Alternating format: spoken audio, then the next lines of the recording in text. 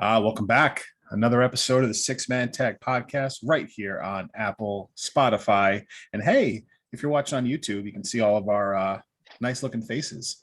What are we at? Episode 23. Rolling right along. I'm Mike. Here as always, it's Mike. Joining me, as always, it's CJ. What's up, everybody? CJ Doyen, aka Craig Francis. Hope everyone's doing all right out there. Oh no. I'm looking at my screen, and when I notice a drop right as I'm gonna try and pass it along, I don't know if he's still there, Mr. Skylar Strange. I hope it's part of the bit. I don't know. I don't think it is. I think we dropped him. I think we might have lost him. Oh, there he is! I told you. Soy el queso. Soy el mejor personal de programa. Soy mejor que the salami y the bologna combinados. Was that Wacky Deli in Spanish? You fucking right it is.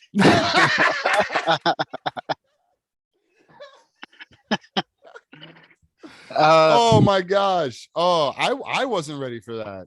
Listen, Wow. I knew it was the bit. I didn't think because you know what? I noticed. Well, Skylar does have those internet issues from time to time, so you never know.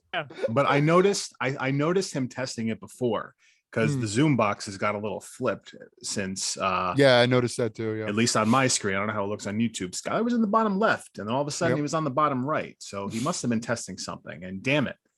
And as soon as I heard all the deli meats coming out, I knew, clearly. Of course. Well, congrats. Welcome, Dennis. Well, thank you, Skylar. I mean, listen, if you don't like Wacky Deli, fuck you. Guess what? Yeah, this isn't agreed. actually Skylar. This is okay. It's actually Skylar. If that was somebody else and you were just doing a voiceover from like off camera, like that really would have popped me. But anyway, we're not alone today, boys. No, I'm not alone. Another guest. Another sorry. Before we intro, thank you, Dennis. Thank you, Dennis. Thank you. Thank you. Thank you. Thank you. Thank you. Thank you. Still a cunt. Joining us. There it is. Joining us today from Northeast Wrestling. He is American Sumo, Mike Gamble. Mike, welcome.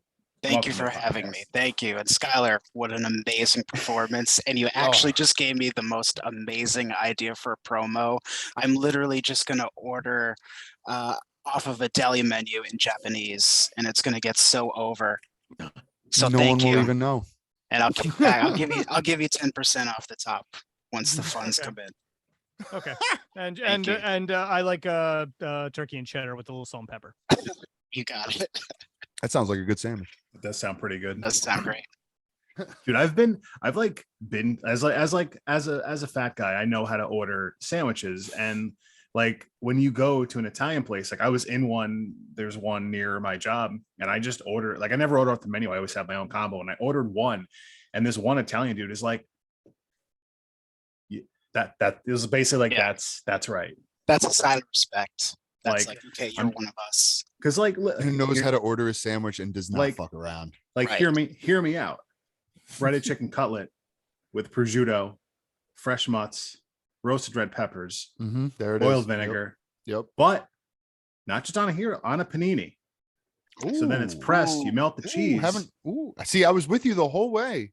And then you threw the panini curveball at me. Listen, now, that's something I haven't tried. And listen, and I'll shout out Dennis again, because this is an argument Dennis will have. I forget his take on the panini with this, but don't knock it. I understand good bread. I understand good bread, fresh baked. You don't really want to fuck with it and toast it too much, but Tried and true. you get the ciabatta, you press it on a panini. Chef's kiss. I'm gonna have to give that a try because that sounds mighty tasty. And that is like my sandwich too. Like when you get the breaded cutlet with the mozzarella, the roasted red, the prosciutto. Don't forget the prosciutto. Oh, no. Prosciutto is important too. Don't get me wrong. I'm just saying the whole sandwich is just. Is there a out of business deli with the old commercial we can find? Oh man. Oh, is there? Yeah, probably is Quiznos out of business. Can we just run the Wacky Deli ad? I mean, Rocco's not really on TV anymore. Yeah, but I don't want to. They did have that movie recently. Yeah, no, no, they're on yeah. Paramount. 45-minute episode. Are they on Paramount Plus? Paramount might sue me. Yeah, they are for sure. God damn it. All right. Oh, I'll run a quiz. but anyway, nobody goes to Quiznos anymore. we do have a group full of well-fed men, with the exception of Skylar, of course. I But just had an ice cream sandwich. You watched me. Oh, I did. listen, that's Ooh, because you're high, not jealous. because you're fat. I'm not high Yet. yet. There's time. But there's always time. But anyway, so we got to ask. I know, we always ask, This is always what got you started? How did you get into the business? Mm. What is the intro story to American Sumo, Mike Gamble? Oh, dude. Well, I mean, it kind of starts like how it all it starts for all of us, right? We just grew up loving wrestling. Wrestling was the thing that connected my dad and I. My dad worked nights at a correctional facility at Framingham. Yeah, I just resigned from corrections Oh, really? Yeah, he was 4 a months CO. ago from New York State. Yeah, Oh, I good just for resigned. you, man. Yep. Yeah, Good I had for to get you. out. Good for you. Yeah, it's become a crazy. It was crazy train back then. Yeah. I can't even imagine what it is now. It's undoable now. That's really why I had to quit. It's just undoable at this point. Good for you, man. But yeah, so anyways, you get it. He was a corrections officer. He worked the late shifts, would come home super early in the morning. But I would get home at 3, so by the time he woke up on Tuesdays, which was his day off, have Monday Night Raw and Nitro to watch. So my mom, kick-ass mom, shout out to mom for setting 2 VCRs. One to get Raw, one to get the repeat of Nitro at 11. And so we had 5 hours of wrestling to watch on Tuesday. That is dedication. And clutch. also remember a time where 5 hours of wrestling in a week was a lot. It was a lot. That was it for the week, right? Yeah. Now I would kill That for was that. We discussed this last week, but a VCR is a thing that you had to. Yeah. If you want to know, go back last week's episode and we'll tell you what a VCR is. And a cable box is no. Okay, never mind. Oh, And if your man. dad knew somebody in the city, he got a nice illegal one that had all this nasty channels. Oh, the black box? Yes. Oh, dude. yeah. Oh, yeah. Oh. Of course, being in corrections, of course, my dad knew somebody. And it was right around the time like UFC had just started. So Okay. we were able to watch those very first UFC fights when you really couldn't get them anywhere else. That's when they were like basically just really no holds bar at that point, right? There were no rules, no gloves. Yeah. No. Just Yeah, Joe it was Rogan. just if straight up, you- no weight classes, nothing. And, No, and if- Ken no. Shamrock was somewhere. If you have ESPN, He won the second one. Plus- He was the winner Yeah. of the second one. He was the runner up in the first one, I believe. That one I've actually watched because I was Yeah. curious. Yeah. Yeah, if you have ESPN Plus, I think they have a lot of those old UFCs on there, and they're brutal. I might have to look into that actually, Yeah, because I that might be have worth that. watching. I have that that like Disney Plus Hulu. Yeah, no, whatever. I'm pretty sure. Last time I checked a Okay. while back, like I was Yeah. watching like UFC 1 on ESPN Plus, so I think they have a good amount.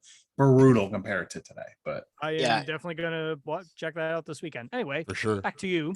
Dude, it's ruthless. It's like a slugfest, and then you start to see the transition of guys using like BJJ and all that shit, Yep. and start tapping dudes, and it was mind. Yeah. And as a kid, I took like Kempo and stuff, so that's what I knew. Very Americanized version of martial arts. Not what I was seeing on television at 9, 10 years old, which I probably shouldn't have been watching anyways, but Fair. whatever. Yeah, well, Look at me now. Yeah. Yeah, so and of course we did the live. My dad always took me to live shows. Me and my brother, we went to Nitros. I remember one day he pulled me out of school. This is a good story. I was in 4th grade, right? Just doing my thing, working on my math homework, playing with my Stone Cold Steve Austin figure or whatever. And I get a thing on the intercom. I hear Sumo. We'll say Sumo. Sumo, can you Sumo? Can you come to the office? Oh shit! You know what that means when you're in 4th grade. You're probably in trouble. I go to the office and it's my dad waiting for me. Why is he here on a random Tuesday? I don't know. He's like, well, I'm pulling you out of school. You've got a dentist appointment at 12. I'm like, man, this is rough. I did not know Dad was going to be here. B, I've got a dentist appointment on top of this. This is the worst day of my life for a 6, 7-year-old kid. Right. Of course. So we're driving, and I notice we're taking an abnormally long time to get to the dentist. I'm like, Dad, are we going to the dentist? And he's like, yeah, we'll be there in a second. It's like 15 minutes later. We're in Natick.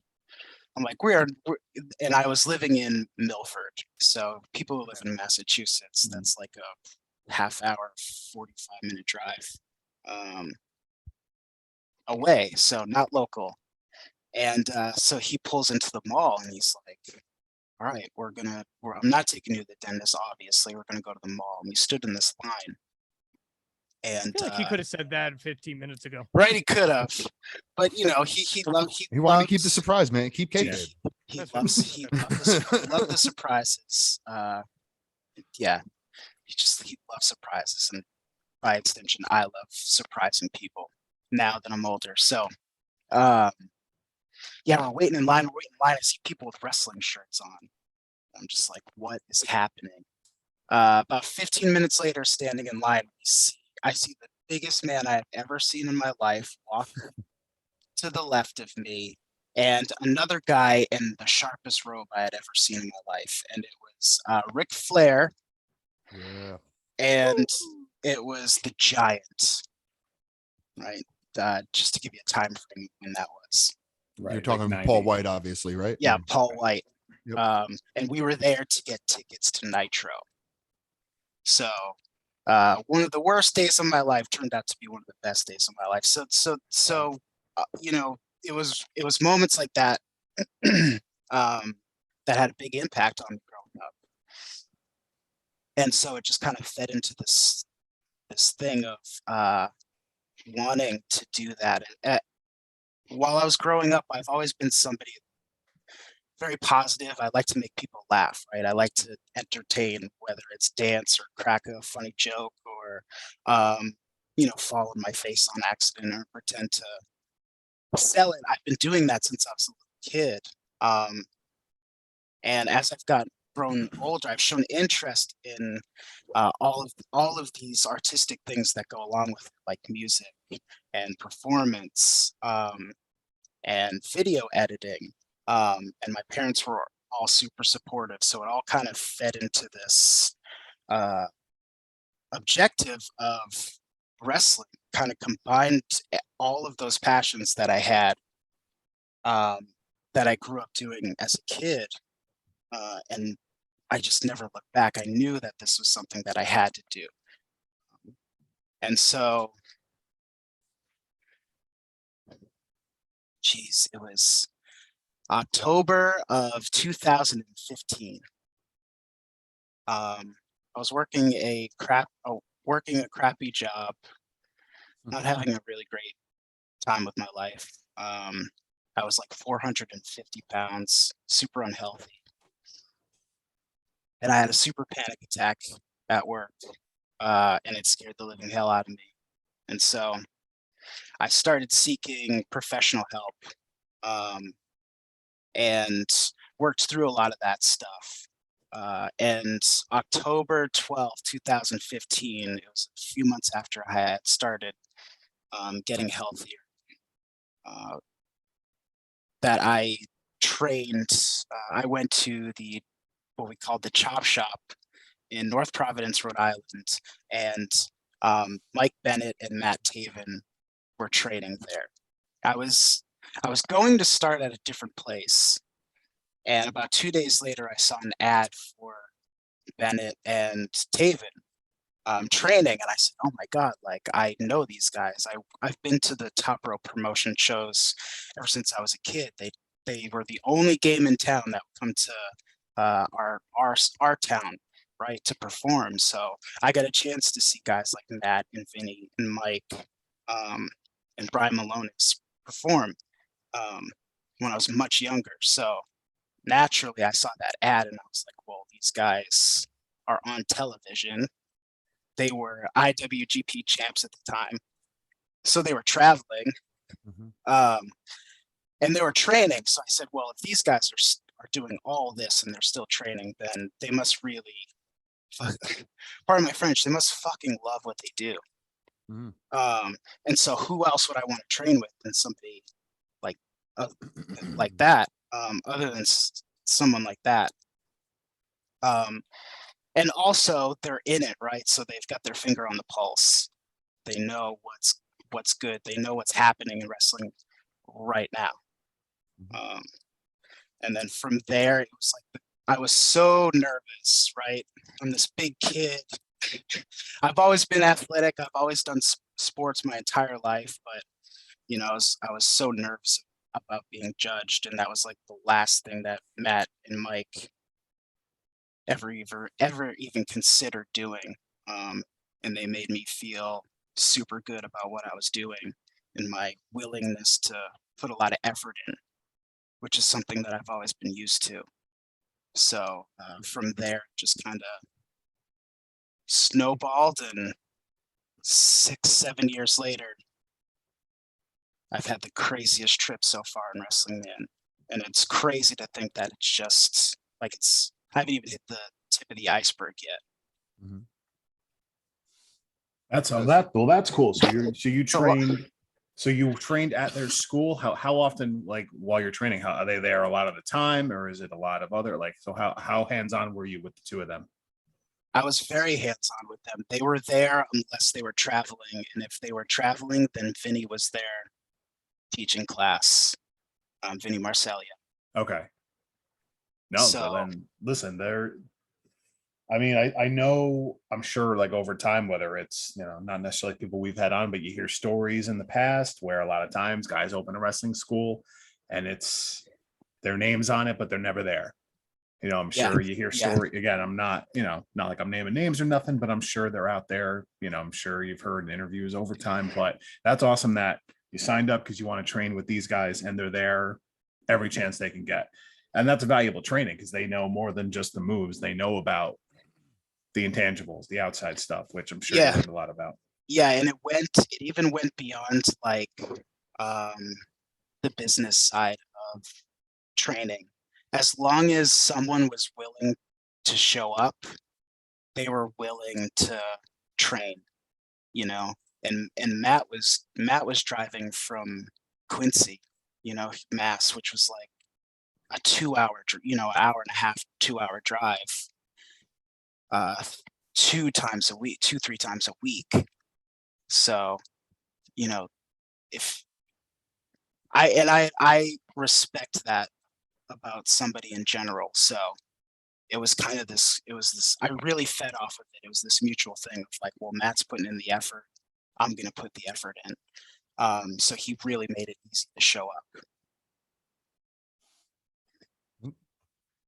Hey, It's really important. I think it goes like kind of understated how important not just moves and basics and stuff like that are, but like how important TV experience really is. Yeah. To have two guys like that obviously know how to work a crowd, live crowd, know how to work a live camera, do all the things that you need to do to be ready for TV. That's definitely like way valuable information to be getting as somebody just kind of breaking into the business. So I can see obviously why not only the dedication that those guys had obviously could allure you, but for sure, definitely just a good option when it comes to just getting that kind of knowledge that you can't get at all wrestling schools. Yeah, absolutely. It was day one. It was like, here's where the hard camera is. Here's where you need to know where this is where you have to look.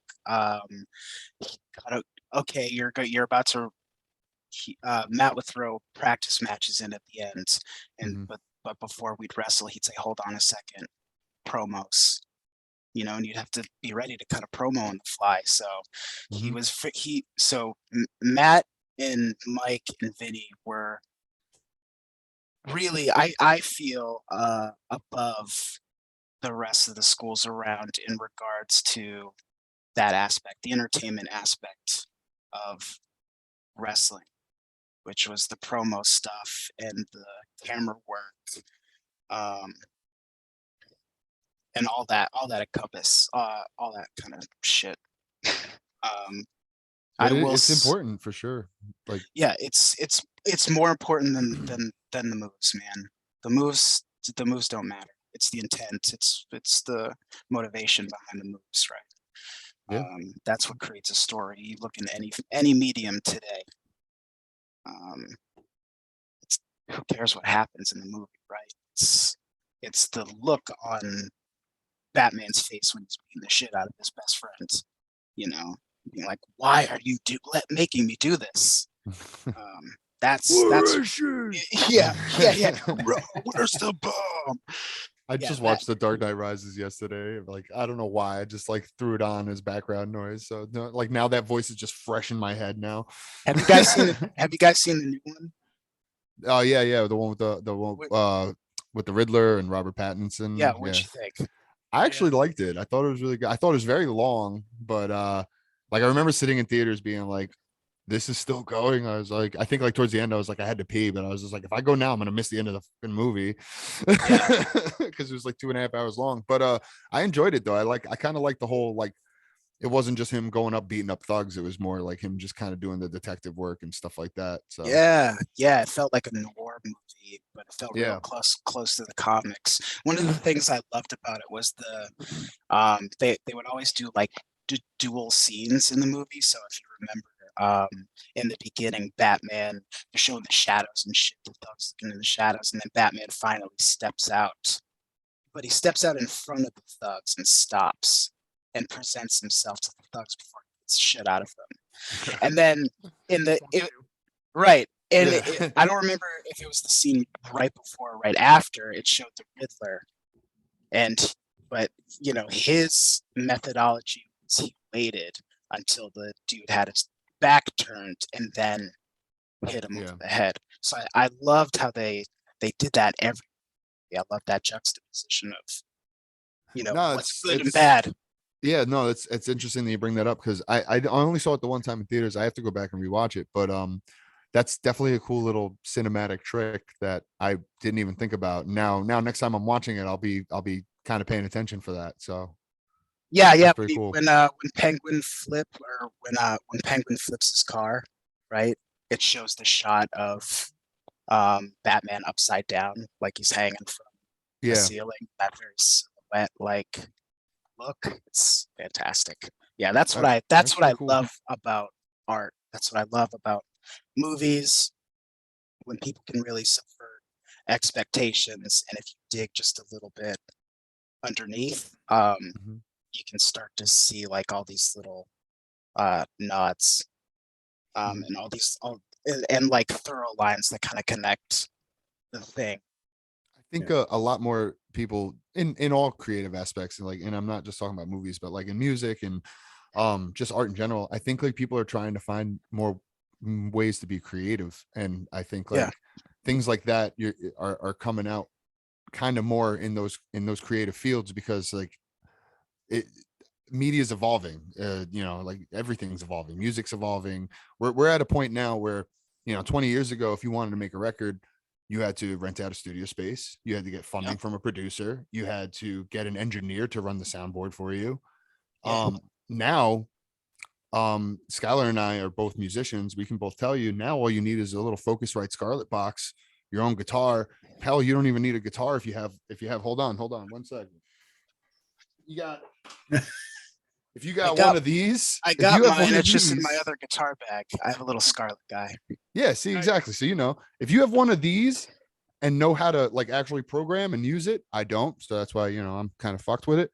But if you know how to use it, you can do everything just with one of these. You can do guitar, bass, drums, everything. Yeah, man. I just plug in my guitar to that little Scarlett red box. Yeah. Use Guitar Rig, and now I can have any amplifier I want, and then use whatever Audacity or something to level it out, all free. Reaper. Reaper's great. I'm paying for Pro Tools like a fucking idiot. Reaper's like $60 and works perfectly great.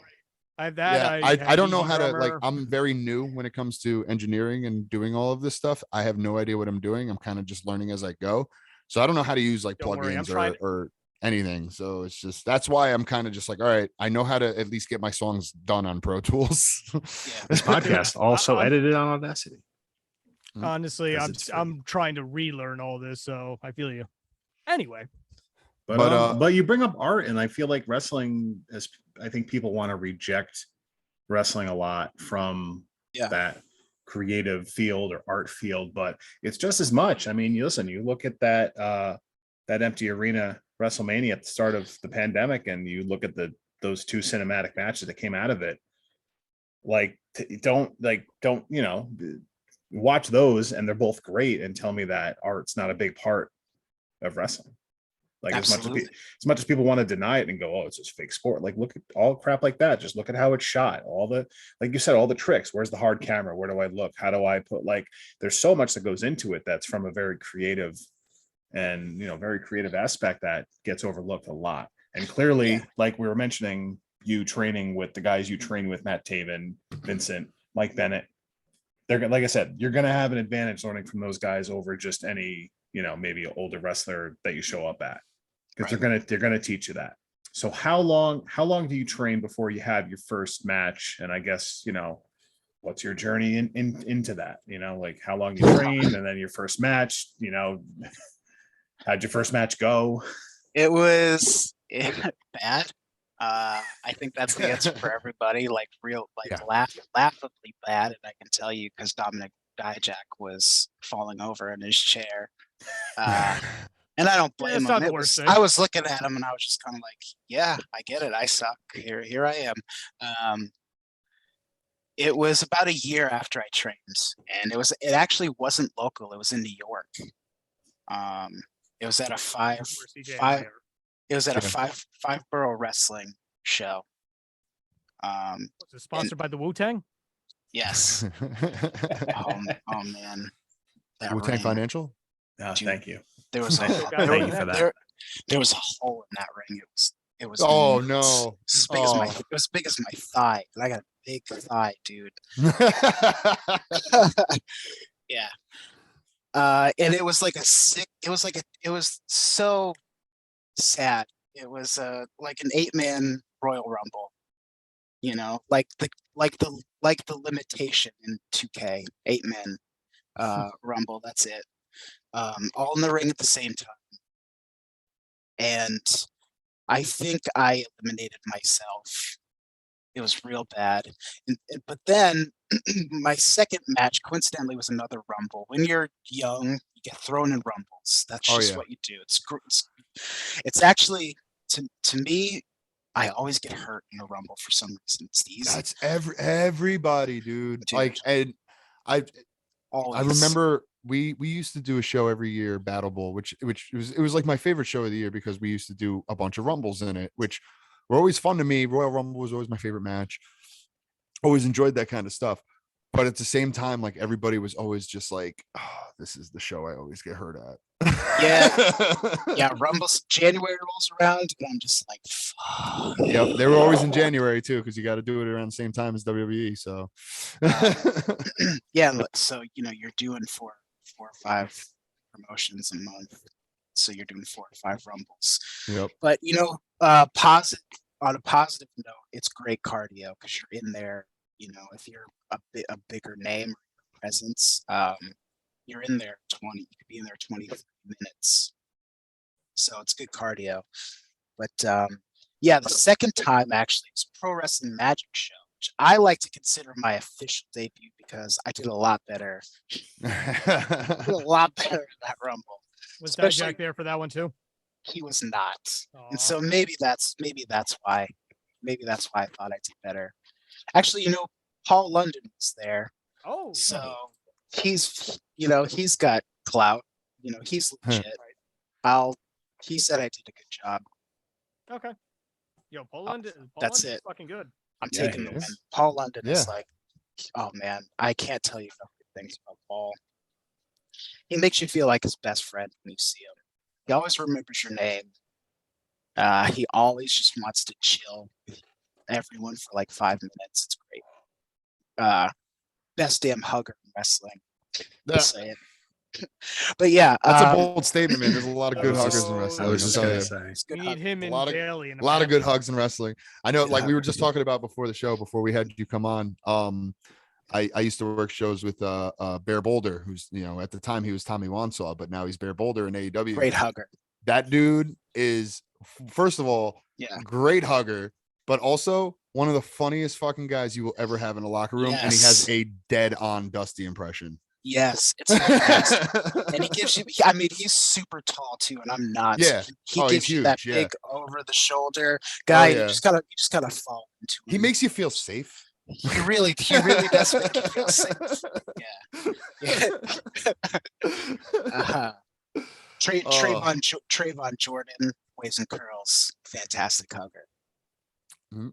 One of my best friends. He's awesome. One half of the NEW tag team champions. I believe. That's right. That's right. He was just down here.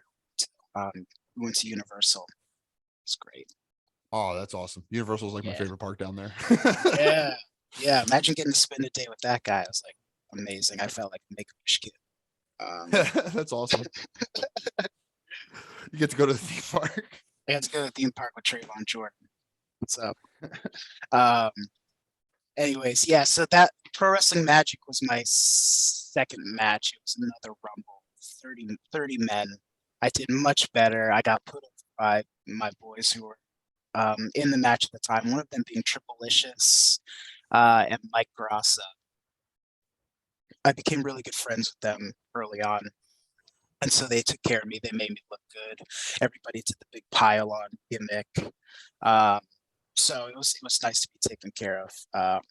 That was my first match. That was about a year after I started training. So about December of 2016.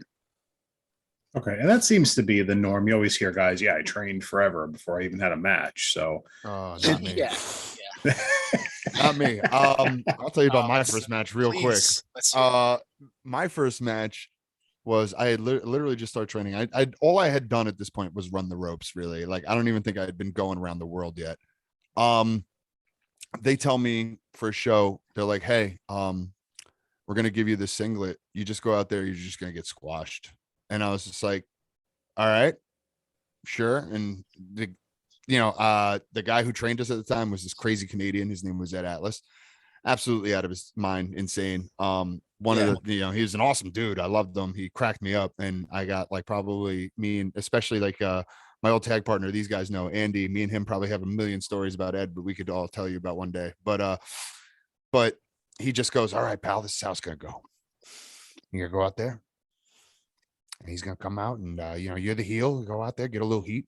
And he's gonna come out and he's just gonna kick your ass. That's what's gonna happen. He's gonna kick your ass. Yeah. And you get no offense in at all. And just try to, look dead, but don't look dead. You know what I mean? Don't look dead, but be dead. Okay, cool. Sure. Like that's the Whatever advice that I got Yeah. before my first match. Basically him trying to tell me like sell, like don't be like dead, but like sell, but like you're obviously getting your ass whooped. So I go out there and sure enough, he just like literally just chucks me around the ring. I'm a big dude too. Especially at that time I was probably even bigger. So this dude is the dude I wrestled. His name was Grey Wolf. I don't know if you've ever come across him at all, but he's a huge dude, like jacked, and he just had fun just beeling me from corner to corner. This fucking 300-pound dude just fucking Bill. And that was it. And that was my first match. It was funny because I got to the back and I was just like, "How'd I do?" And everyone's like, "You did fine." Yeah. What did you not do? You didn't fuck up. I didn't fuck up. That's true. Yeah. Just So sell I guess up. I'm one of the few people that could say like my first match went all right. I That's didn't great. get to do anything, but I didn't Dude, fuck up. That's a huge. That is take that win. Just take. Oh, it. you have to. Yeah, Yes, you it's- take the wins when you can. It's more than what most of us could say. Dude, that is so funny. So I gotta ask you with the with the background with the family and corrections, being a big guy wrestler like myself. My dad was a former cop. I was obviously in corrections. How do you feel about Big Boss Man? Dude, he was one of the first wrestlers I actually met in person. Really? Wow. Yeah, the first live show I ever went to was like an old WWF house show. He was there at a table signing autographs. Of course, my dad is like, he'll talk to anybody. He just walks up to people and talks to them. Like, I am not that way in person. I am very believe it or not, like kind of a shy kid. Uh, yeah, I don't put myself out there very much. But he just went right up to him. Oh, hey, how you doing, man? I'm part of the corrections too, blah blah blah. And so they like hit it off about, you know, DOC shit. And I'm just there Some like, war stories. yeah, some war stories. Yeah. I could tell you some war stories, man. My dad's seen some messed up shit, which I'm Oh, sure. I'm you sure. have too. Yeah. But Being in the prison system anywhere, you're gonna see some shit for sure. yeah, yeah, I'm surprised he's like okay.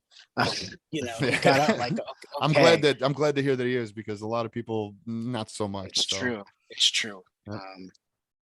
But yeah, Ray Trailer is, I mean, he's a legend. He's one of the best big men ever in wrestling, and somebody I greatly admire. I always admired bigger guys who could move. John Tenta, Ray Trailer, Bam Bam Bam, those Umaga. Is another oh big yeah, one. Umaga was a great one. You like Yeah, Keith Lee? Dude, Keith Lee is the man. Keith Lee is also a very dense boy. I had to catch Big old boy. I had to catch Keith Lee a couple times. I was like his catcher. Go on. Good string. Good, Go on. good string of shows there. It was actually his first Beyond show. If you watch, he does like the flip of the top tope con hilo. I don't know what it's called. It's not something you can You ever very pay. much added. You can't pay me enough to do it. But he did it. And if you'll see this, because I was in the middle of my transition phase, like my hair, because I was just starting to grow my hair out. So you see this big barrel-chested, fat dude in a red shirt that was way too small for him to be in, and like he's got a massive bowl cut that looks like a mushroom cap, and Keith Lee is landing on top of him. That's your boy Sumo. That's your boy Sumo. Yeah, that's your boy Sumo. I'm right next to Ace Romero. Okay. And then so the next show we're at a show in New Jersey.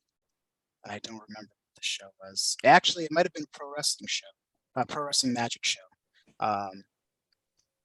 And then so Keith recognized me. He's like, "Oh, I remember you. You're gonna take care of me again, yeah?" And I was like, "Don't worry, I got it. I'm the middle. I got you." And No yeah, pressure. so No I pressure. instantly got promoted to like side catcher to main catcher, and so I Go on. yeah and so I coordinated other guys to also do the catching. Yeah, that's Keith very Lee. important. If you're gonna be the catcher, you gotta be like, all right, if there's gonna be a group to catch, especially for a big man like Keith, if Yeah. there's gonna be a group that needs to catch him, you better make sure those boys are in position, because if somebody gets lost, or if like like 2 or 3 guys are all fighting on their own out in the middle of the other corner or something like that, you're just fucked, and you're just like, okay, I guess I'm doing this on my own. Yeah, Keith Lee's a lot bigger than me, so like Keith Lee's a big boy, and you mentioned AC Romero too. So between you, AC I was gonna Romero, and say, Keith Lee all being in the same spot, that's a lot of meat. a lot of Yeah. beef. A lot of beef. Keith Lee That is is a lot of beef. he's a teddy bear, man. I've had dinner with him a couple of times. He's one of the nicest guys you ever meet. He comes Big across big that way on nerds. TV. I feel like it's difficult to like do that and then not be that nice in person. It's true. He is that guy that you see on television. Super nerd too. We talked a lot of video games. I mean, who It's doesn't all right. now? I feel like that, right? Like Yep. who doesn't nowadays? Yeah, it's not the wrestling locker rooms of yore are really no longer a thing. I've been saying the same thing for years. I've been saying, like, wrestling locker rooms are nothing but nerds who like to work out. That's it. That's all. That's it it. is. Yeah, we work out and we play video games. That's rather it. than It's just pop nerds who like to pills. work out. That like a bunch of dudes sitting around telling each other, "Hey, you're looking good. You're slimming up. You're cutting down." And like it's like Yeah. nothing weird about it. I can't believe you know, it. people Yeah. baby oiling each other's chests and backs, and you know, like nothing wrong with this at all, nothing being said, because it's all normal. It's all wrestling. It's just, it's, you know, and they're all just a bunch of nerds who like comic books and video games, myself included. And that's it. We fell in love with wrestling, and you try to portray the tough guy when you're out in front of the crowd and stuff like that. But then when you're in the back and the boys, it's just like, yo, did anybody play the new Kingdom Hearts yet? Yeah. Hey, does anyone understand what's going on yet? No. Okay, I didn't think so. No, exactly. Let's go back and talk about Crash Bandicoot. Hey, I just downloaded 4. It was free. It's It's a good game. It's a good game. difficult. Yo, those It's remakes, difficult. like they made them harder. Dude. It's They definitely made them difficult. harder. Here's the thing: is it difficult because it's difficult, or is it difficult because we're old as hell now and we just I don't think- have the coordination? I Damn think it. they made them harder. I think I they really made him did. harder. You know what? I was worried. I was nervous. No, I I think don't- I was they listening. amped up the difficulty a don't- little bit on I purpose. don't know if I have the PS1 discs laying around anymore for the old Oh Crash man, I'm sure I could Bandicoots dig those up because somewhere. I got that's the only way you can compare, right? Yeah, That's that's true. true. That's true. That's Do you Might have have a to do PS that. That might be a Well, that's future got- stream. Actually, I mean, text- there's that little like 2-minute scene in Uncharted 4. that's true. Mm. That is true. I don't know if anyone else played that game or I haven't played 4. I Oh, it's played the other 3. fantastic I never game. 4 played was 4. Yeah. 4 was- I love 4 the was first awesome. 3. I just never got to 4. I don't know why. I have it. I own it. I just never played it. I marathoned the first 3 just so I could get to 4. 4 is Yeah. the best of them. Trust Well, me. thanks for telling me. Here's my Oh my God, my issue though. It's Here's my long. issue though. It's long. Part of me is starting to become partial to Lost Legacy because I love Chloe. Okay, fair enough. I think that's fair. You Well, gotta it's give me that. pretty bay material, I'd say. She's a I fucking love The bad- Last she's of also, Us. I'll leave it she's at that. Yeah, I have not played part 2. I've only played through Oh my the god, you got to first. play part 2. I know Part I, two I was have it. great, Part 2 was cool. Part 2 but it was a should have game changer. ended. Part it 2 should is have brutal. It It's should have fucking ended about 5 brutal. hours earlier, at least. No, I disagree. I love the fact that they made it like 2 whole games, and I love the fact that they made it conflicting storylines so that at the end you don't know who you're rooting for anymore. You're like, Mm. yo, Abby's kind of a dick for Yeah. killing Joel, but she's got some points. True. I love the whole inner conflict of it. I thought it was a very heart-wrenching thing that they were doing. So I thought it was really cool that like they really were just like messing with your emotions the whole game. And like yeah. that's what I Yeah. liked about it. I mean, I'd say spoiler, but at this point, it's like spoiling the Sixth Sense. Oh yeah, I'm sorry. You just said that you haven't played it, and I just It's. kinda- I mean, I'm not. It's fine. Act like I have time. You should. Yeah, You I should know. really play it, but- I have the game. It's just a matter of Yeah, how just many get on hours it. I need to commit. How many hours? Well, now to that this I game? just spoiled the whole thing for you, go play it. Yes. Well, that, okay. yes. If you're not gonna play that, then let's play some Teenage Mutant Ninja Turtles Oh, Shredder's Revenge. fucking so Oh my happy. god, Oh, dude. I'm so happy that Amazing. game was on Game Pass. Fantastic. This is What just is hap- this is quickly just becoming a video game podcast. But we just said, and No, then no, you have, dude, it fits, trust me. but like, because we just said this is wrestling locker rooms. I'm not saying I'm a part of it, but I mean, listen, Xavier Woods has like one of the most successful YouTube channels out there in general, let alone Yeah, just sure. about gaming. Stone Cold got into an argument with Cody Rhodes saying that Breath of the Wild was the best Zelda. This is true. Stone Which Cold. Yeah, I mean, yeah, which he's- I did not see coming. No, I didn't see him having an opinion about anything video games. To be Exactly. honest. No. That's what it was. Yep. Also, Very good. I'm still I figured- partial to Ocarina. I think, well, Ocarina of Time's fantastic. Actually, no, Link to the course. Past. Link to the Past. I figured Stone Cold Link to would the be Past would is be. good. I figured Stone Cold would be part of the old man yells at cloud generation of these locker rooms are soft. Yeah. Why aren't you going to he- strip clubs like we used to? Yeah, Why- he's like me at home playing Cyberpunk. Yeah. Why aren't you wrestling your pay-per-view match hungover? Oh my Why don't god. you have a black eye that you can't explain on TV? Looking at you, WrestleMania 9. Dude, I just watched So- that. That's so funny. You mentioned it. So I while very quickly, I guess, like sort of getting back on topic, but Ah, why bother staying on topic? Eh. Since we're still talking about your humble beginnings, Sure. where did American Sumo come from? So And that I have a was- follow-up question depending on Depending on yeah. your answer. it was kind of an amalgamation of I have the greatest trainers in the world.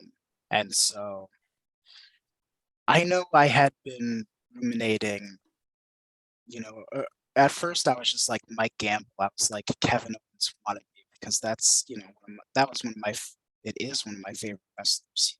I admired Kevin for a really long time. So I did the whole, shorts and the singlet thing. Mhm.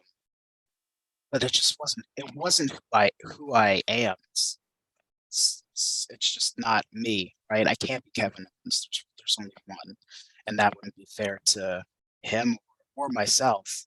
Um, and so I remember we did a couple of promo seminars, and so all the trainers would show up at the seminars, right? Including like Maria would sometimes show up too. All right. All right. And so I remember specifically after a Dave Lagana seminar, Maria came up to me and said, "You should be like Beast Boy."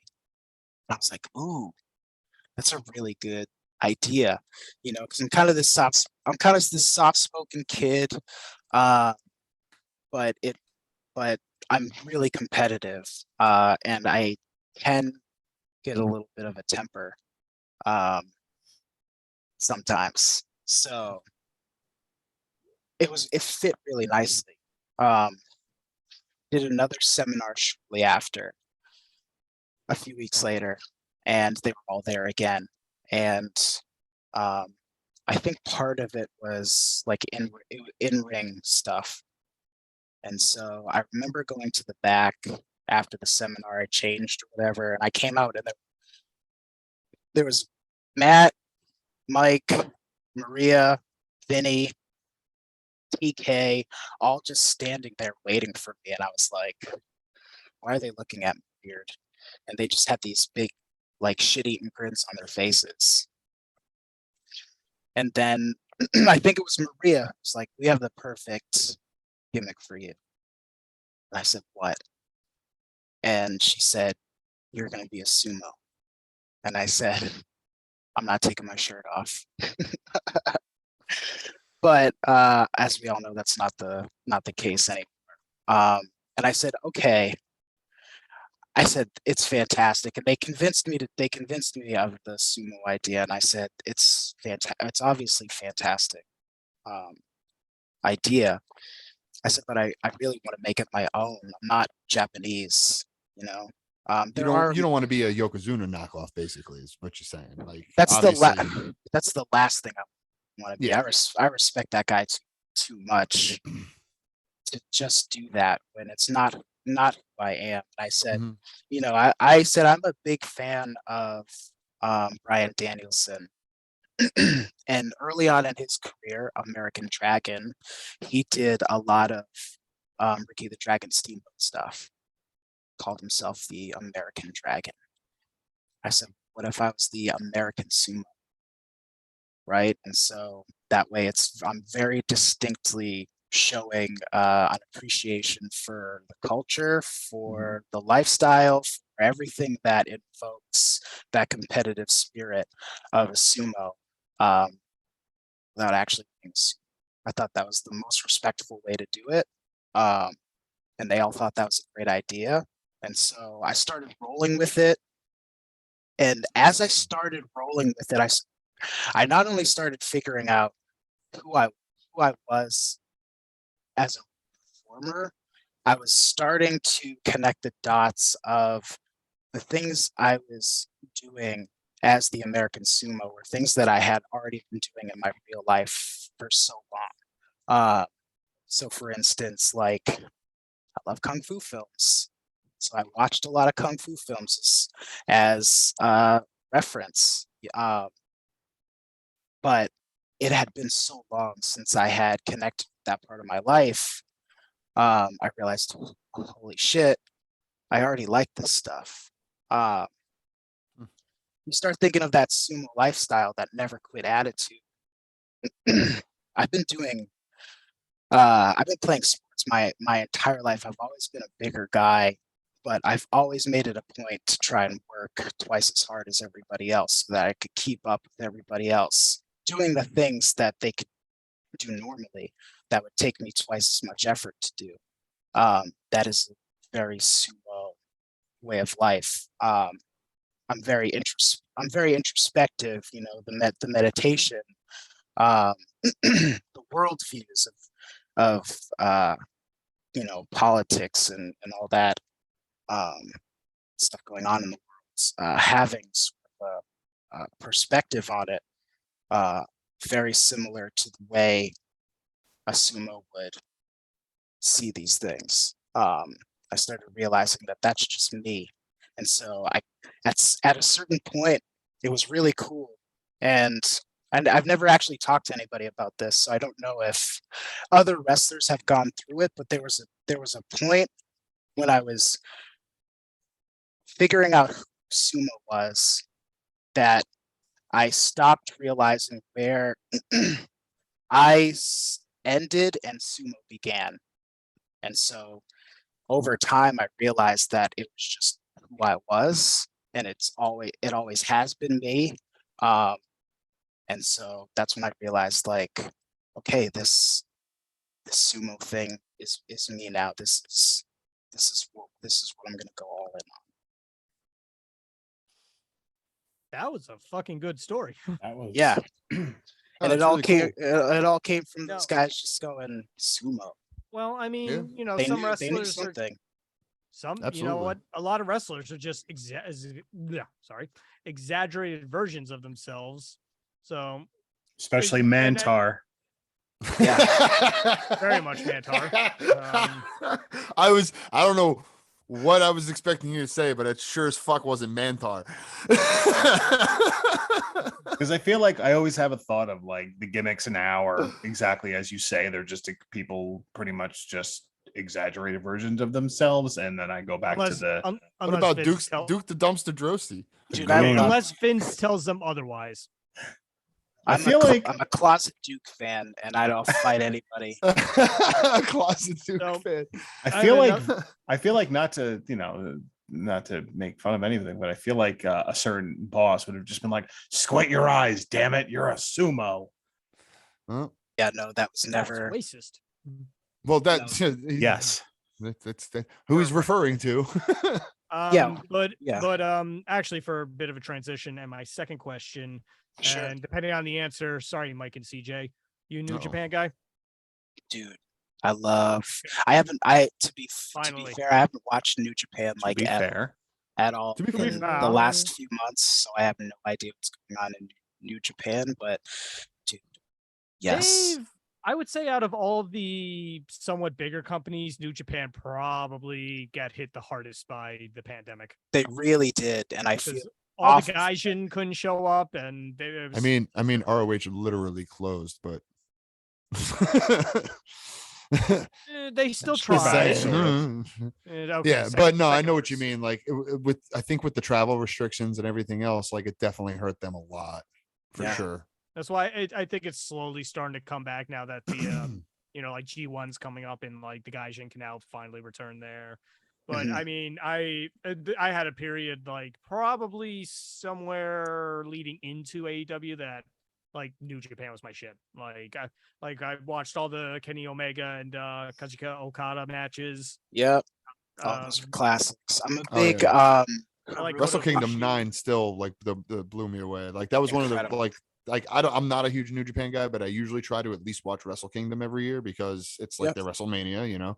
Absolutely. So but I'm yeah, making Wrestle it a goal to Kingdom. go to Wrestle Kingdom one day. Oh, me too. I definitely wanted to go. I mean, that's why I go to 100%. Japan. I've always wanted to go to Japan. One, first of too. all. Two, I figured if I'm ever going to go to Japan, why the fuck would I not go January 4th? Right. Absolutely. You know, Skylar, how much is New Japan Pro Wrestling World? How much is that app a month? it's like $8, right? It's like cheap. Oh, I don't Yeah, want. it's I don't. not I that don't want. I don't. I don't want the Last I American. was I don't well, want the no, it American goes price. by yen. The last time I was charged, it was for $7.68. See? Which is. But the sad thing is like their app is trash. Yes, I did notice that. Yeah, I mean okay, app in quotations because they really should just have like a native. It's a Japanese company. Sony's a Japanese company. Why can't we get a PlayStation app? Boom. Watch New Japan matches. That's too easy. Yeah, I know. And And if we're talking New Japan, I gotta go with my boys, Hiroki Goto and Tomohiro Ishii. I'm a huge Ishii guy. I fucking love Ishii just because he's just a fucking hard hitting son of a bitch. But Love Ishii. But that's why I am a huge Minoru Suzuki guy. Of course. Just the old guy that you can insult him, he'll smile at you and then kick your ass. Dude, that's the goal, man. If I can, that's the dream right there. I mean, of course, as a wrestler, you'd be lying if you told anybody you didn't want to go to WWE. That's always like the pinnacle, right? But really, for me, if I can wrestle in Japan, I'll feel like I'll have earned the respect of wrestling. And anything after that is icing on the cake. I mean, to be honest, I stepped through the ropes back in 2015 for the first time. I consider myself, I made it, but New Japan, that's the place. That's the dream. So I would say, two things, and one is another question. Sure. So the first thing is I agree with you. It seems like especially a lot of gaijin. Is gaijin a derogatory term? I feel like I should know this at this point. It's what they call them. No, I didn't think so. Just a foreign. No. It's literally what they're called. It just means foreign wrestler. It's Yeah, not. okay. It's not a racist thing or anything like that. It just I was means just foreign making sure. wrestler. It's just making people sure. not from Japan. I should have made sure that I knew Yeah. that. But it feels like a lot of gaijin, like guys like Zack Sabre Jr. and Will Mhm. Ospreay. It's just like at this point I can't imagine them anywhere else, and they seem to have that same attitude. And Jay White too, who Yeah, I'm a Jay huge fan of. Love Actually, I'm a Jay. huge fan of the other two guys I mentioned too, but Jay White I think is criminally underrated and could be a huge star. One of the I best think heels in it's the business. But as far as goals go. Oh, I'm sorry, Scott. I didn't mean. well, no, how you were mentioning like everybody's aspirations, WWE. Do you think now in 2022 that is still the case, or do you think now that options like we were talking about New Japan with some of those guys in, and like now we have AEW, for example. Right. So, Well, I mean, it's more. I'm just asking your perspective on that. we also don't live in a world where wrestling is the same as it used to be. There weren't many options back then, right? It was like WWE or Monday Night Nitro or ECW, and then you had you had your territories, right? But nowadays, you see events like Northeast Wrestling pulling in 3,000 plus fans. To me, that's like a pay-per-view. That Right? is a good number. And then like you have Impact is playing at the Civic Center right by us, Exactly. having a pay-per-view, and Josh Alexander winning the title. Exactly. And Right. it is a much different perspective. I mean, And That was the night of Nick's wedding. And I think It that was. I just remembered that. I'm No, sorry. it was. Because we were at so they had the show at the Civic Center, and our buddy Nick got married, and they had like an after party at the Poughkeepsie Grand, which is literally connected to the Civic Center. So yeah. like we're all rolling up to the Poughkeepsie Grand to go, everyone's having their little after party drinks and stuff like that, and dudes are just walking around in wrestling t-shirts, and like me, Mike, a few of the other wrestling fans that we had that went to the wedding, we're all looking at each other. We're like, oh, that's right, the pay-per-view was right next door tonight. Like, Yeah. We were like, do we skip the wedding? What's the yeah, we protocol were here? joking around with Nick all week, telling them that we weren't What going do to go to the wedding. what do 'cause we were do? gonna Yeah. go to the wrestling show instead. So man, there's a lot of options. There's a lot Yeah. more I ways was to gonna make just as say, much and support even your family. even I feel like GCW is starting to like GCW coming to MLW. Providence, right? November. Coming to Providence. Yeah. It's Right. I insane. mean, they have John Moxley as their world champion. yeah. In case you forgot, true. which is Yeah. pretty easy. Oh no, to- No, it's they're- easy to forget that because I forgot almost. Well, they're definitely there's definitely a lot of promotions, I think, just stepping up the game, and as you said, just a lot of like options out there. And I It's think kind- that as far as goals go, trying to make it to Japan, that's a hell of a goal. And That's a obviously, great like, goal. yeah, and that's something that obviously if you can do, I think that truly is, as you said, like a benchmark for success. I think you can really kind of like at least say, hey, I got to go wrestle in Japan. That's something that not, like probably only 1 to 3% of all professional wrestlers get to do in their lives. You know, all the people training in America, how many of them would love to make it to Japan, at least for a tour? Never mind like getting signed for some, you know, New Japan for some long haul. But imagine just being able to go and do a tour of Japan. I think like that in and of itself would be like a mark for success in my book for sure. I got goosebumps thinking about it, man. Right? Absolutely. I used to know dream of that, man. I used to dream of being able to go to, and I was never really that serious. Like that was the thing. Like I knew for me, it was more of like a weekend warrior type kind of thing. Like I had respect for it. I had respect for business and everything else. But at the same time, like I had just started my corrections career at the time, which at the time I believed was going to be, this is my career. I'm set for life now. Yeah. So I knew I was not going to go give that up to go, you know, go down to Florida to get paid $500 a week to never be guaranteed any kind of real shot. So for me, that was always my thing, was just like, I just want to have fun with this, enjoy it, respect it. You know, ride with my boy every week, have fun, and hopefully get some cool stories out of it, which I did.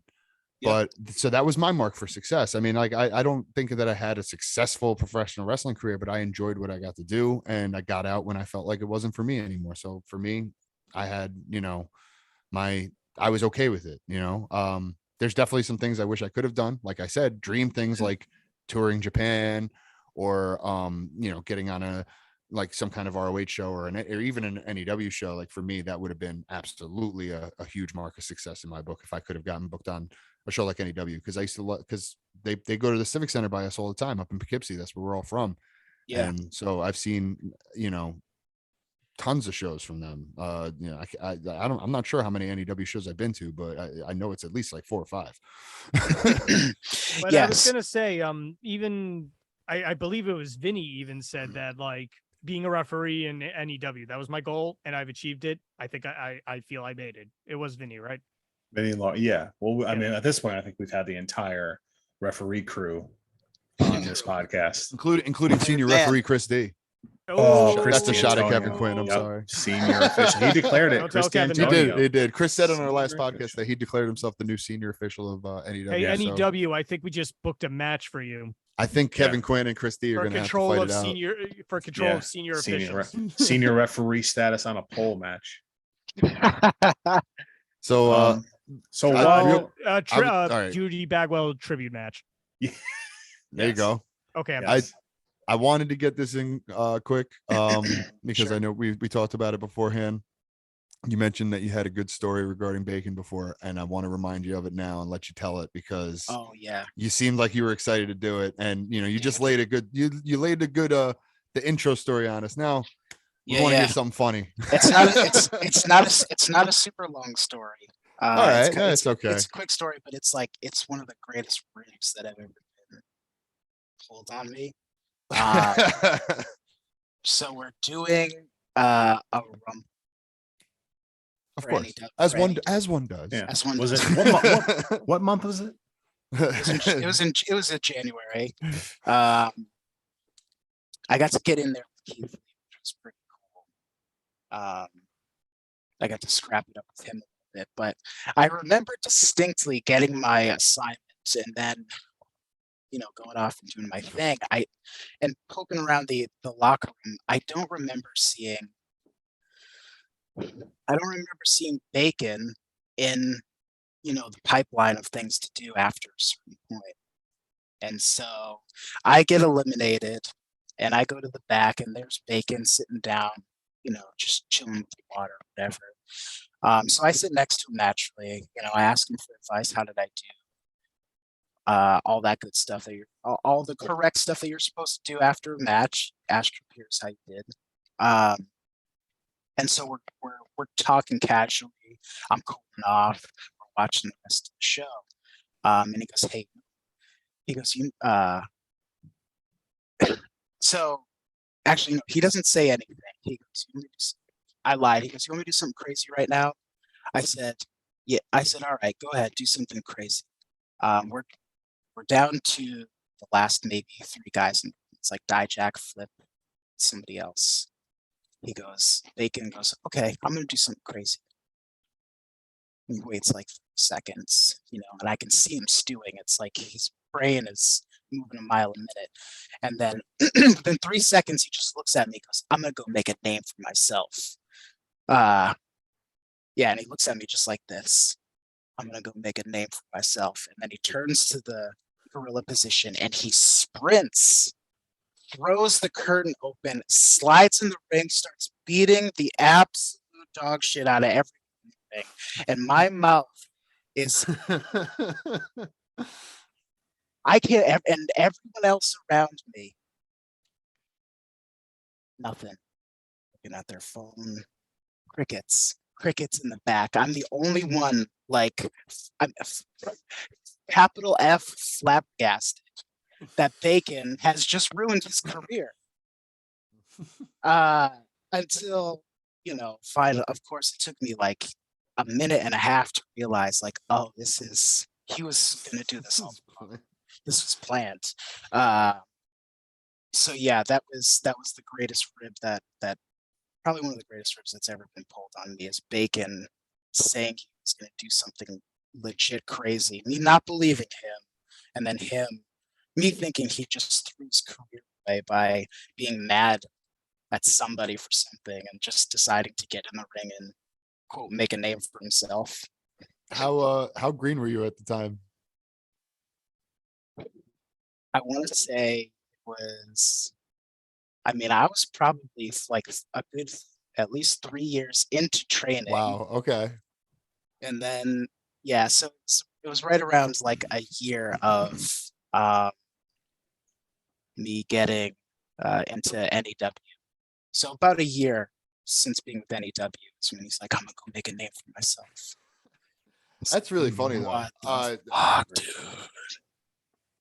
I would definitely, like, I could imagine, obviously if you're not in on it, you don't have the Iggy, as they say, like, No. Okay, what's going on here? I didn't even know he was in the match. Yeah, like, and I can imagine like that moment of almost panic where you're just like, you're almost panicking for that guy, because like you said, like, yeah, what are you doing, dude? Like, yeah, and I mean, if you watch the match, it was classic. Like, I think he got eliminated early. You know what I mean? So he gets eliminated early. Obviously, he comes back with a chip on his shoulder, but I didn't see him get eliminated early. I was doing my own thing. Yeah. So I thought it was weird that by the time I was called to get my assignments, I didn't see Bacon, and then afterwards I didn't see Bacon, but not realizing that they probably pulled him into a room separately or got him in first and said, "Here's what we're gonna do." I had no idea. Everyone else must have known except for me. I think everyone, even in the stands, knew that he was coming back, except for me. It's the only one ripped. It was wild. Yeah, no clue. That was a fun night too. I think Glacier was there that night, and I love a good Glacier reference. Dude, love it, dude. And it was so. Actually, no, I lied. It was a different Rumble. That actually, the next year, Bacon and I were together. This time, I stuck with Bacon the entire time the following year. I said, "This mother is never gonna pull another one on me again." So I followed him around the entire night. But when we were together, we saw Glacier come in, and of course it's January, so it's like 13 degrees outside. And so we see the snow. We look outside. I was about to ask. Yes, we see the snow fall. He's working his entrance coming into the building. Dude, it's so funny. He's got his gear bag. He pops the door open. He's already got his eyes in, his eye in, and he goes, "It's fucking cold out there, man." And Bacon and I look at each other. We started dying. Oh my! I would have lost it. We were rolling on the ground. It was insane. We're like, did he really just say? Did Glacier really just tell us it was fucking cold outside? That's when you know hell is frozen over, because even Glacier's cold. Oh, it was so funny. If that was the first words I heard Glacier say to me, I would have absolutely died. Hysterical. Yeah. Hysterical. So funny. Oh my God, that's hysterical. He's got that look on his face like, God, oh my damn, God. It's really nippy outside, man. Aren't you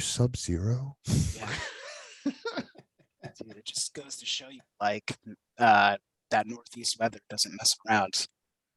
Yes, we No, it doesn't. That cold, we man. know. So one thing I haven't missed.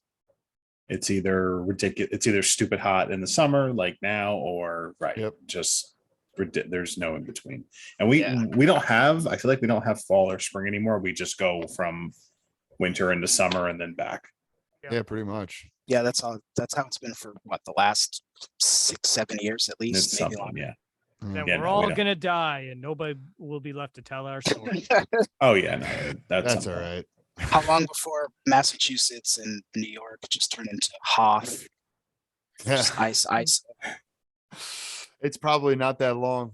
Dude, Like, I'm trying to it's- move to it's- Portland, Maine. They get ice like we get snow here. Oh my god. I'm literally doing the opposite. I'm moving to Vegas, so I'm getting Okay. away from all of the snow. Everyone yeah. I know wants to move to warmer places. I tell them I want to move to Portland. It's like, you want to go somewhere fucking colder? Yes. No, I would never ever.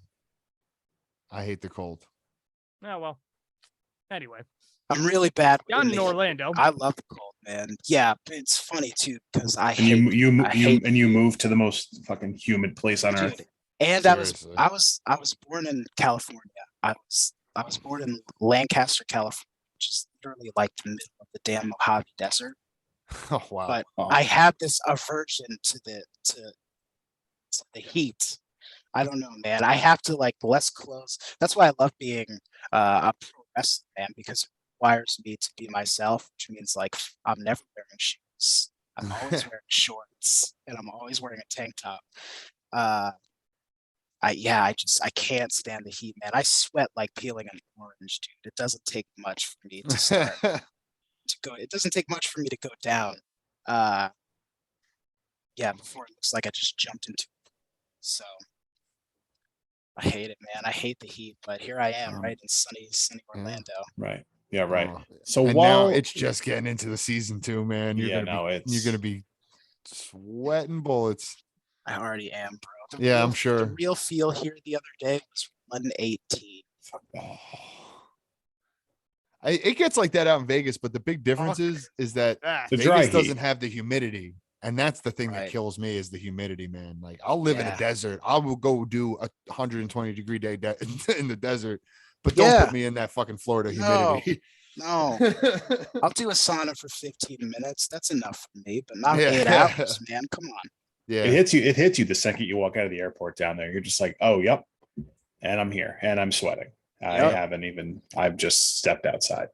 Yeah, it feels Um, like if it's body like a practically heater, goes just- into shock. Yes. But so you brought up Northeast Wrestling. So while you haven't made it to the Far East yet, Yes. Yeah. Yes. yet. No, so you were in Northeast Wrestling for a good time. I mean, I know.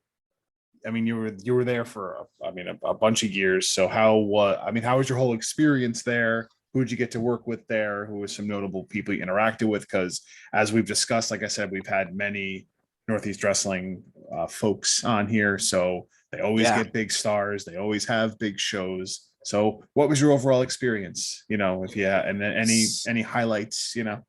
Yeah, it Tell was nothing short of incredible. It started random. It was a random Saturday practice or something. One guy couldn't make it. Taven said, "Hey, Sumo." Yeah, I said, "Yeah." He goes, "Do you know how to take a German?" I said, "No." "Well, will you show me?" "Got a ring right here." And he said, "Sure." So my first gig in Northeast Wrestling was getting squashed by Big Bacon. He's a third hero line in Sumo's journey. And then from there, I knew, I was like, okay, my only job is to take like 3 German suplexes. I'm gonna make them the best damn German suplexes anyone's ever seen in this building. And I was terrified. There was like 300 people there. You guys know how that Bethany Arena can pack itself. It's insanity. So yeah, I did the match, I did the squash, whatever, and the promoter, Mike, really took a liking to me. He liked how my size, which, that's kind of my deal. And so from there, he started giving me like a lot of opportunity. um, not I wouldn't say a lot. I had to earn it. I became like ring crew guy for a long while. That was my deal, being like head ring crew man, whatever. I can't tell you how many times I got my head chewed out for getting something. But nonetheless, it was really good. It was really good experience because if there was anybody who canceled, I was right there to fill a spot. So that's kind of how it started. I was there to fill a spot, there to fill a spot, there to fill a spot, and then eventually started getting into matches with guys who take care of me a little bit, like Wrecking Ball, Big Bacon continued. Big Ant Battle was much bigger at the time. Guys like that. And then it started progressing even more. Of course, I was training 3 days a week, best trainer you could possibly ask for. So that led to opportunities with guys like Brian Miss. And Brian was great. Wrestling Brian, you would never know this by watching him on television, but he is the smoothest wrestler I've ever been with. I mean, he's butter. And that was actually the first time I was like, oh, this is how it's supposed to feel. And Craig, you know what I'm talking about. Oh yeah. You know that feeling, just like, oh, for sure. Oh, There's definitely this guys. is easy. Yeah. And then the next day you're like, this is really fucking hard. There's definitely guys who know how to throw with intent. But also, they make it look good, but you don't really feel it. And then there's other guys that you just know you're gonna be walking into a sack of potatoes when you get in the ring with them. Yeah, 100%. And Brian was one of those guys that you felt it, but it didn't hurt you. And there's a difference between snug work and throwing haymakers, throwing real live rounds. There's obviously a big difference. And I had no problem with snug work. Make it look good, make contact, make me feel it. Make it look good. And absolutely. And most importantly, don't fuck up. Don't fuck up. Yeah. That's rule number one, really. Honestly, it's the advice that I've given the most often. I think it's the most quoted thing we have on this show right now. It's don't fuck up. I got a don't fuck up from Bonus and Ivar. Those are my two big don't fuck ups. And Dijak, which I feel like Ivar was mentioned a few times with the don't. He has been. He's been like literally all like 3 or 4 people that have come on the show and said that like they've gotten the don't fuck up walking through the curtain have all said it's been from Warbeard. Warbeard taught me how to take my first bump. So he's the man. But yeah, started progressing into matches with like Brian Malonis, and then legends like Hacksaw Jim Duggan, which I mean, as a fan from, as a child of the late 80s, you know who Hacksaw Jim Duggan is. And so getting to wrestling is a dream come true. Did you wrestle him, or did you work? Do you want to work, or do you want to fight? I got my ass kicked. Must know. Oh, it's Hacksaw Jim Duggan, of course. But you bet your bottom dollar when it came up to figure out who was taking that big clothesline. It was your boy Sumo. Absolutely. So yeah, that was the one thing I loved about Northeast Wrestling. Is Mike absolutely 100% without a doubt takes care of it, no matter what. I mean, the hotels that I've slept in, the extra kickback from shows that I've gotten. He really does a fantastic job of taking care of you, and not only taking care of you like that, but giving you that opportunity to really put you in positions to succeed and to learn, almost in like a trial by fire situation. Giving you a little bit more than you could probably chew on. But to me, that's like the best learning tool. Just throw me in there and let me either do well or fuck up and learn how to do it next time. Northeast Wrestling did that for me, and PvP did that for and Top Rope did that for me. So but Northeast was always my home. So I'm forever grateful of that. I still have a good relationship with it, and hopefully I'll be back soon. Nice. Yeah, and I feel like that's very consistent. We've heard that everyone has good things to say about Mike. Like, I don't think no one's had a bad word ever, at least on this. No one's ever had a bad word to say about him, at least in our experience. He's the best character in wrestling ever. Dude, he is Vince. It's amazing. Those guys are hard to come by too, man. I'll tell you, especially in a promoter role, man. Dude, and the wealth of knowledge he has from managing guys like Dusty and Jerry Lawler. Yeah. Where else are you gonna get that? Yeah. No, of course. And He's so been you around, said obviously. You said you started as part of the ring crew. So is that a lot of when, especially if there's loops, if there's back-to-back shows, is it just a lot of all right, get this shit packed up, hit the road, get to the next town? I'm sure you had a lot to do with that. That leads me to my next question. You're stopped. You're driving to the next town. You have to stop at some point. What's your go-to gas station snack and drink, if you have one? That's important for wrestlers. Very important. Ooh. I was a Wawa guy myself, for sure. Like, because I wrestled in Jersey a lot, so we always were big Wawa guys. When we hit a Wawa, it was like it's a gold mine. We don't get it really is, man. Wawa's the best.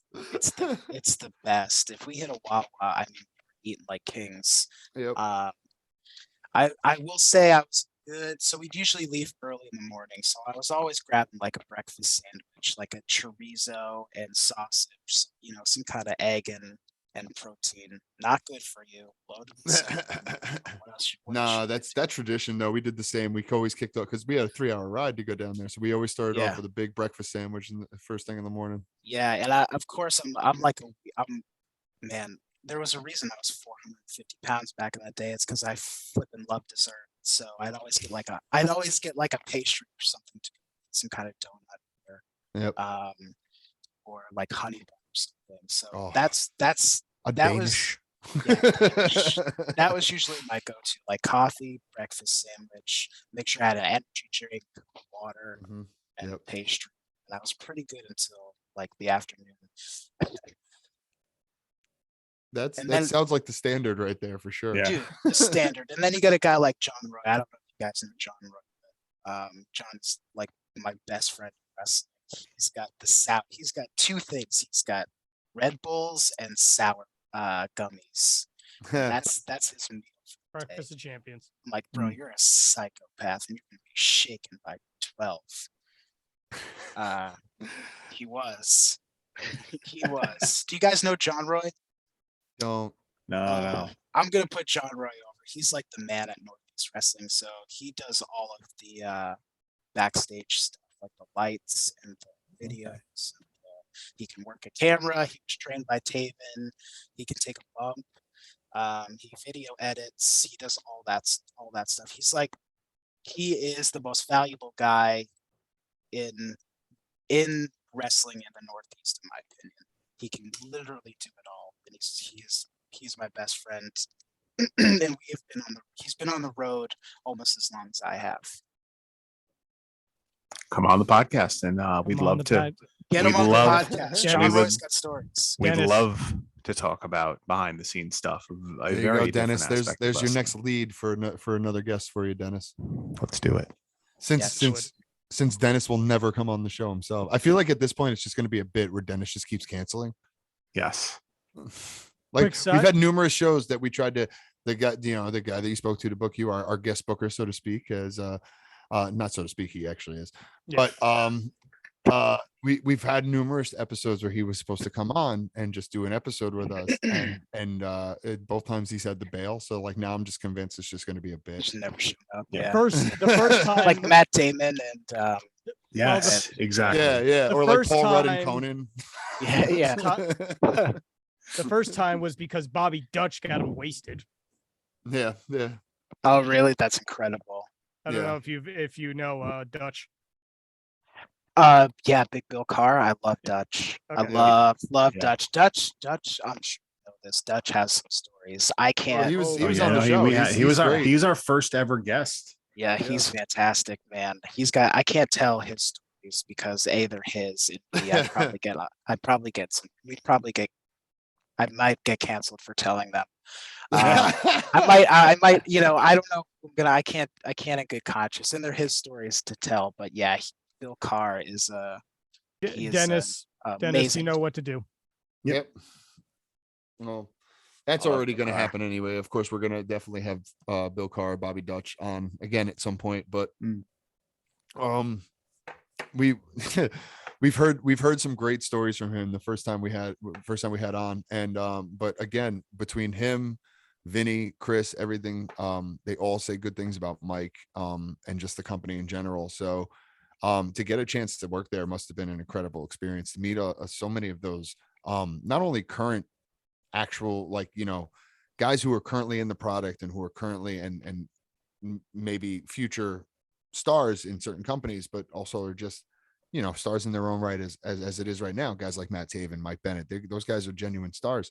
Yeah, To see those guys, as well as to have so many of the legends from yesteryear come through there, it must have been just like almost surreal to you to be able to work on some of those cards. nuts.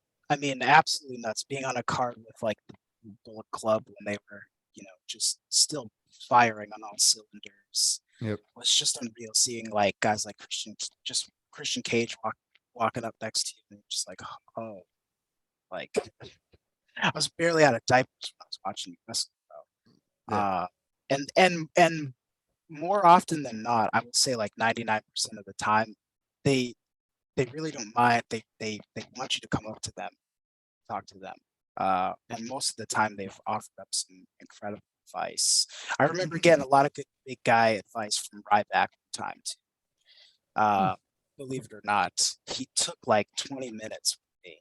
He was supposed to be watching somebody else's match. I asked him about big guy wrestling, and he just totally turned his back on the curtain, and we just started riffing. And I was super appreciative of that. And I have a countless amount of stories of guys that would take that time to pass along even just a tidbit of information or knowledge.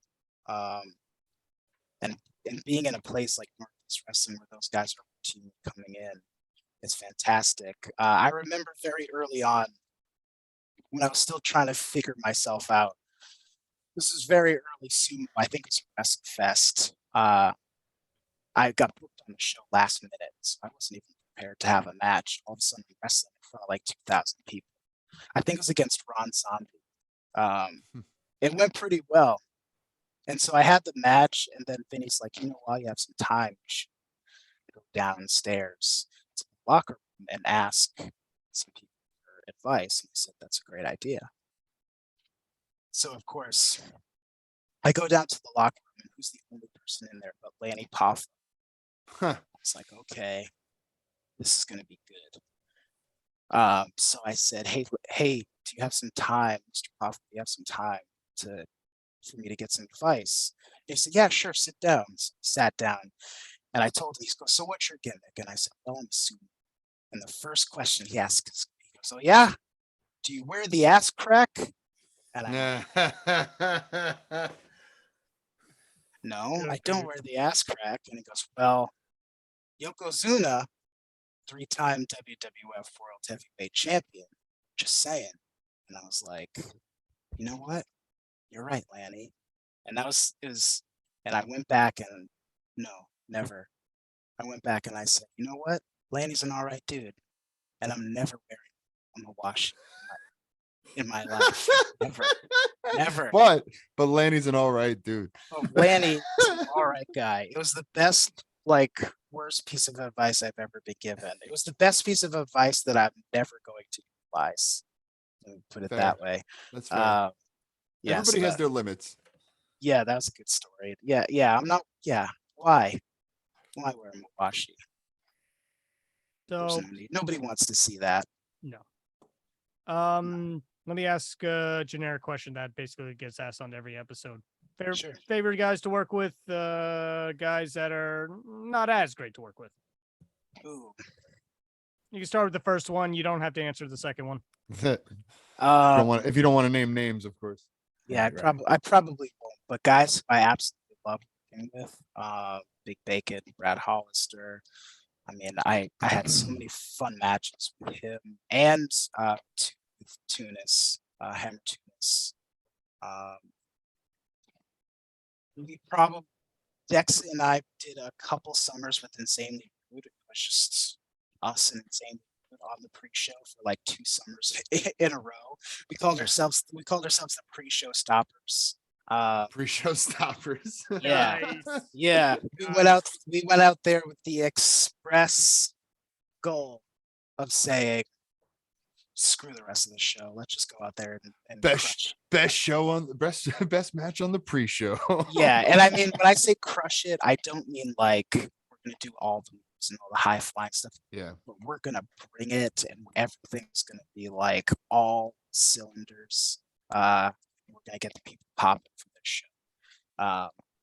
So doing the summer tours with Insanely was incredible. Being able to get in the ring with Wrecking Ball is always a good time, and Wrecking Ball's a madman too. Every time I have a match with Wrecking Ball, he'll come to me like 3 or 4 times throughout the night before a match, and he goes, "Are you gonna hit me tonight, or are you just gonna stand there, soft, a big little soft boy?" And I'm like, "What?" And he goes, "I want you to go out there and hit me." Hey, I'm gonna hit you. And he's like, "I'm not convinced." So he'll go wherever and come back 10 minutes later, and he's like, "I told you. Are you gonna go out there and are you gonna hit me?" I'm gonna hit you. Don't you worry, brother. Yeah. Don't you worry.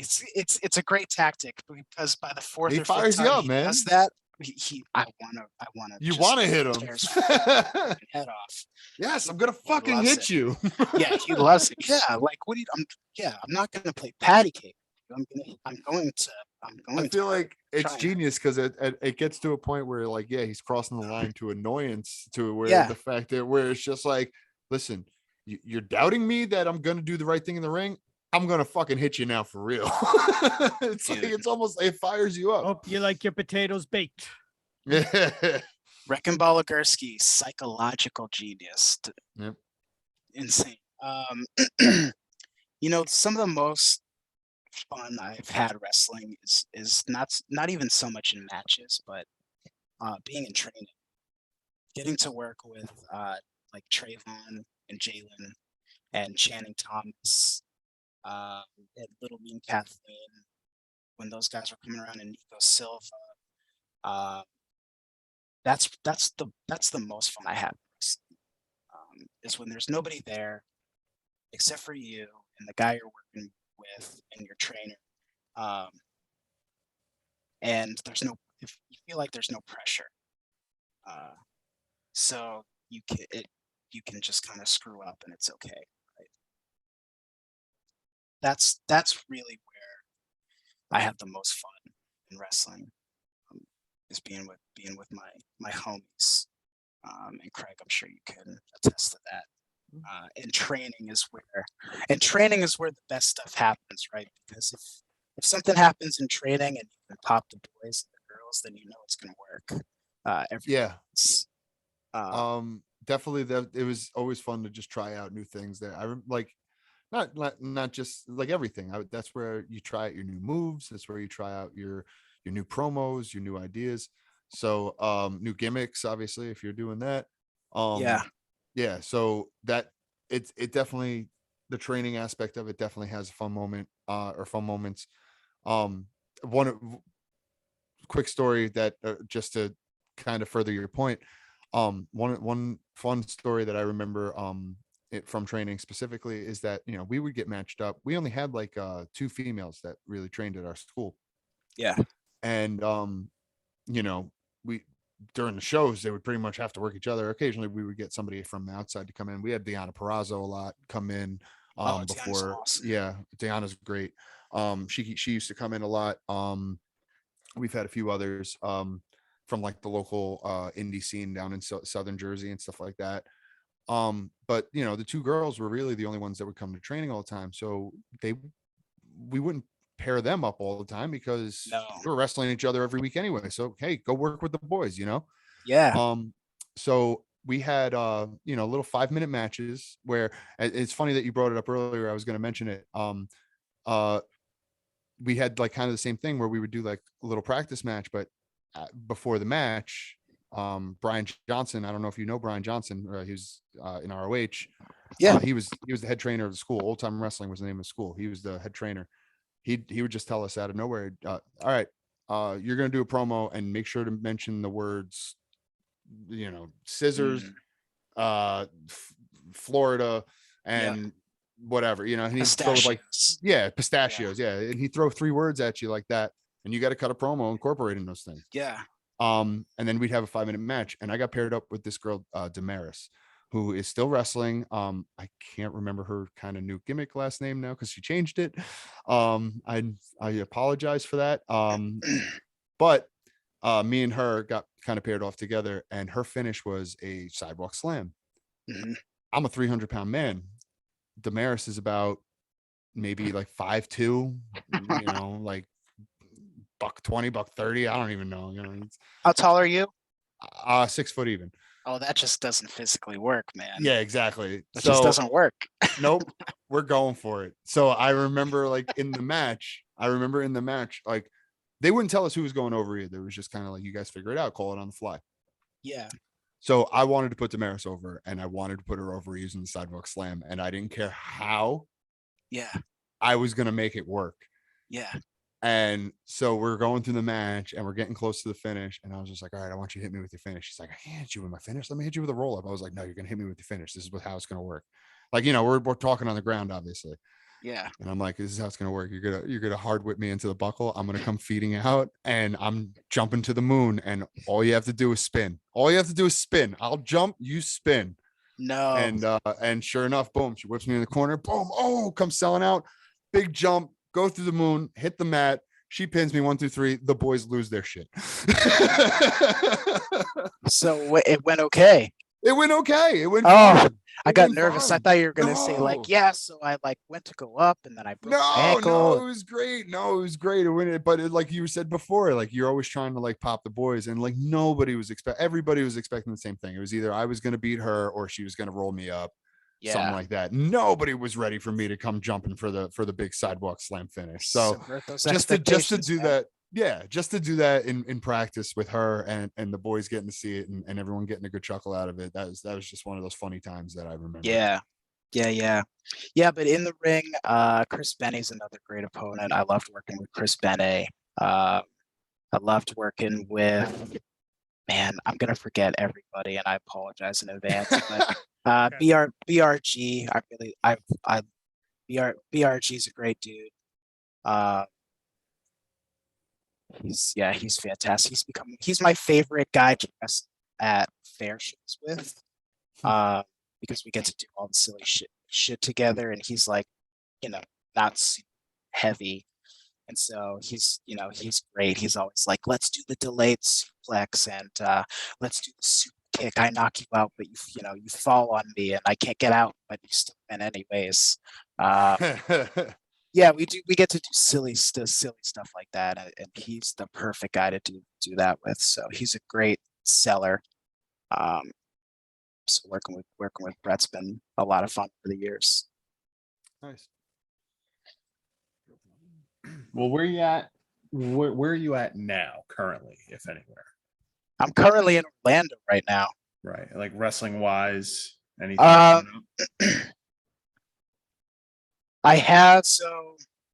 do have something that I can announce yet. It's in August, and it is in the East area, so be on the lookout for that. And when I first moved down to Orlando, I've been taking this last year, so I spent a lot of time with family. So they all moved down south years before I ever got a chance to do it last year. So I've kind of been up north kicking it solo, for 4-ish years. So when I got here, I took a little time to kick back and see my sisters' musicals and show choirs. They're also entertainers. We have a family. So being able to be a big brother and seeing those shows has been cool.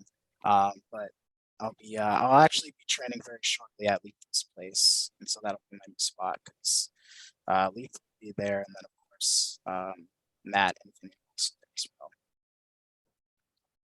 Very Okay. cool. Well, then we'll look So- out for that. And where can everyone follow you on social media? That- Just that- get that. yep. going. Oh, that's a great question, and I wrote this down before I said something. So before I Get your shit in. Yeah, I didn't Always forget. get your shit in. You Dude, gotta I have get your shit I have in. the worst memory ever, so I have forgotten. Twitter, it's at Real Mike Gamble. Instagram, Sumo Mike Gamble, and you can get my exclusive American Sumo Dojo shirt at prowrestlingtees.com/American Sumo MG. Very cool. I'm gonna go check that out and probably buy one tonight. I've heard it's very comfortable. I have no doubts. I don't own one, of course. No, why would you? Who wears their own shirts nowadays? Oh, I definitely have like 6 of my own shirts in my dresser still. Mostly because they wouldn't sell. But Promote your shit, man. Don't let anybody tell you otherwise. Promote your shit. no, absolutely. Always do it. Speaking of which, I'm gonna take a moment since we're doing plugs here. If you take a look behind me at the banner, I mention it every week, the Paperweight Project. That's where I do some of my music. So check it out if you haven't checked it out yet. We're on SoundCloud, YouTube, where will be videos for all the songs that I'm doing. And then of course, eventually I want to get onto Spotify and stuff like that too. But that's a little down the line. Right now, you can find the songs that we have released on YouTube and SoundCloud though at the Paperweight Project. So figured I'll get that in. That seems like a good segue. Yeah, right. And then, of course, follow the podcast wherever you can. Subscribe on Apple Podcasts, Spotify, YouTube. If you're watching on YouTube and you're not subscribed, hit that subscribe button. Turn the bell on, get notified every week that episode goes up now. It's a slow process to upload everything. Who has the time? I wish I could, we have a guest booker, but I wish I could have a I don't even know, a social media person, I guess. Someone that can actually Oh, wouldn't that be has great? the time to edit. Yeah, I Anybody's wish. listening and wants a job where we don't pay them. Thank you. Who likes Thank to you for tweet that. nowadays? Who likes to go on Twitter nowadays? It's like a cesspool. It is. Yeah, Tragic. It is. no, you're I not want kidding. some I'm very much considering deleting all of my things except for the band stuff very soon and stuff. It's not And the you worst can move. follow me over there. I was gonna say we could follow Skylar at his house because he doesn't do that. Mm. Good for you. But yes, I mostly also just do the all my stuff is music related, but CJ and I, if we can find a time to get together. happy Yeah, to I was go. gonna mention that to you about like next week. We'll but talk off the we'll air, talk later. of yeah, course. We'll talk off the air. But yes, follow us on Twitter at 6Man Tag. It's the number 6, not the word 6. The number. At 6Man Tag, the number. There's imposters out there. Just kidding. Not like we trademarked this. We didn't. So Twitter at 6Man Tag, Instagram at 6Man Tag Podcast. Giving him Official hand- ideas. the official hand signal of the 6-man tag. What are we? CW Anderson? What? And Mick Foley. CW Anderson and McFoley combined? BW Foley. One last question for you. Who would win in a fight, Mick Foley or Matt Foley? That's a great question. And I hate it too because Chris Farley is like a hero of mine, man. I'm a big comedy fan and I'm a big physical comedy fan. Nick is my guy. I cried the first time I saw him play. Now here, I don't want to influence your decision here, but Okay. listen, Matt Foley's got a tough run of it. That's true. Living in a he van has down by nothing- the river. He really has nothing to lose. And Right, that makes and- it very Except for his dangerous. van. And Right. both men know how to go through a table. We'll Thank give you. them both that. We will definitely give them both that. That's one for each. But Mick Foley, I mean, how often does the man say I quit? So you've got a guy who has nothing to lose and a guy who doesn't say I quit. I think I'm gonna give Mick Foley the edge here. Just I think because it's a fair of the assessment. It sheer is. amount of punishment that guy can take and continue to keep going, he'll find a way to crawl himself over to Matt Foley if he has to, and just beat him in the head with his bat. What's this bat called? It's not Lucille. That's Walking Dead. Or is it Lucille? No, it's not Lucille. No. I know this Not one. Lucille. What's McFoley's bat's name? Can't remember me It's fully. the barbed wire- There's it's been the so barbed many wire bat. bats It's got a names name. over the It's years. got a name. I know. I don't know. That's out there, but I think I'm gonna edge it out to Mick. All right. Mick. So listen, I don't think there's a wrong answer here for the record. think and so. I think that this needs to be a question asked to every guest from now on. It is- because it is I don't starting- think there is a wrong answer. No, it is starting now. Because we've First, That's right. we've privately, of course, talked about this, but now we have to every Barbie. guest. that's one for Barbie Mick. was the bat's name. Oh, One of them. Barbie. That makes sense. Okay. That makes sense. Yeah. So barbed wire, Barbed wire baseball bat. Yeah, Why- Barbie, yeah. Barbie. so There the you go. official count is Mick Foley 1, Yeah. Matt Foley 0. Okay, love now it. we I have to love go it. back and Matt. invite all. Now we have to go back Yes. and invite all of our old guests back. I mean, We'll Chris, do it. Chris isn't an issue. I mean, he We'll ask, basically- and he'll be on again. I don't think soon. any of them would be an issue, but Probably for sure, not. we'll definitely have to get some No. more takes on these. And Now, what Judge happens- more or less owes us Yeah. after the Dennis fiasco. What happens? I'm not going to tell him that. We're gonna have a scenario where someone goes, "Who's Matt Foley?" and I'm gonna be sad. Me too. That's I'm be gonna hard. fight them and immediately kick them off the show. Yeah. I'm just going to tell him you're probably not old enough to be on the show. Yeah. They don't deserve to be on the show. Too old for No. you, bro. That's an instant ban. Like that's just like Yeah, cancel. canceled. Yeah, completely. I'm sorry, I love you, man, but click. You're done. Yeah. You're dead to me, kid. You're dead to me. She doesn't know Matt Foley. She's too old for you, bro. I'm young for you, bro. Too young Oh for my you. god, that's it. God damn it. I remember when I God got to say that damn to. it. I remember when I got to say that to Jerry. I got to say it to Jerry like over and over again because his girlfriend didn't know who God Quail Man damn it. was. Damn it. I went to a Halloween party dressed as Quail Man, and she's like, "Who are you supposed to be?" I'm like, "I'm Quail Man." She's like, "Who's Quail Man?" And I just turned to Jerry, and I was just like, "She's too young for you, bro." And I just walked away. Freshman year of college, bro. I trusted this Quail Man. I think we just became best friends, Craig. And I think it's because of Quail Man. Quail Man is always the link. Yeah. No, like no joke. I still have friends to this day that like I met because of that Halloween costume, and like still Yeah. like we're like I remember you as Quail Man. One of my best friends, his wife. That's how I met her. I met his wife before they met. She remembers me as Quail Man before Man. anything else. Let's go. Let's go. I'd Right here. say if we don't do three faces of Foley as a like a Halloween type gimmick, then the three. What are we even don't- doing here? Yeah, that and or we The could do- faces of Doug Funny. yes, That's perfect. Smash Adams, Quail Man, and Smash Adams. I forgot about Smash Ow. Adams. the third one that I can't remember. We should do the beats. The beats. Aiu, killer tofu. Yeah.